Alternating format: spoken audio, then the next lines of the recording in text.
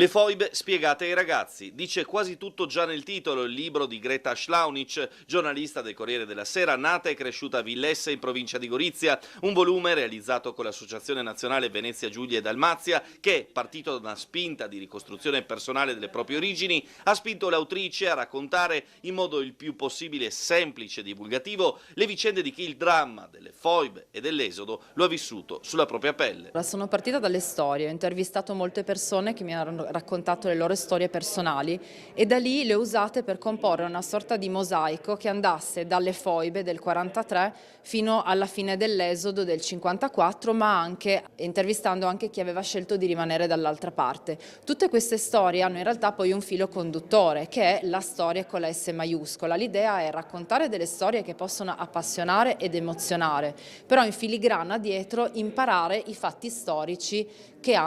stanno dietro a queste vicende. Anche perché poi bisogna tenere presente, me lo raccontavi prima di iniziare, che per noi certe cose sono scontate, le foibe in sé, cioè dove venivano gettate queste persone, ma fuori dal nostro territorio bisogna partire proprio dalle basi, diciamo.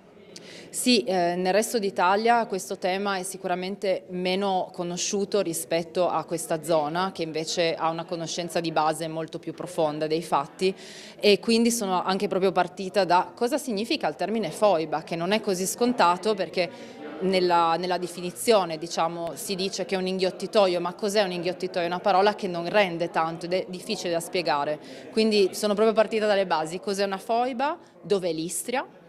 chi c'era nell'Istria, cos'è la Venezia Giulia e anche le basi storiche, certo, di cosa c'era prima di questo periodo storico analizzato e perché le vicende del confine orientale sono così complesse. Nel volume, dopo alcune spiegazioni di base sui concetti di foibe ed Istria, si ritrovano le storie di Egea Hefner, la cosiddetta bambina con la valigia, la foto simbolo dell'esodo che ne ha curato la prefazione, di Erminia Dionis, cugina di Norma Cossetto, e del sopravvissuto all'infoibamento Graziano Udovisi, una serie di testimonianze assieme a tante altre lette al Quirinale alla presenza del Presidente della Repubblica in occasione del Giorno del Ricordo, che hanno proprio l'obiettivo di interessare e divulgare quelle storie per troppo tempo dimenticate a ragazzi e ragazze di oggi. E anche qui a Trieste in realtà questo libro è necessario perché anche nelle nostre famiglie,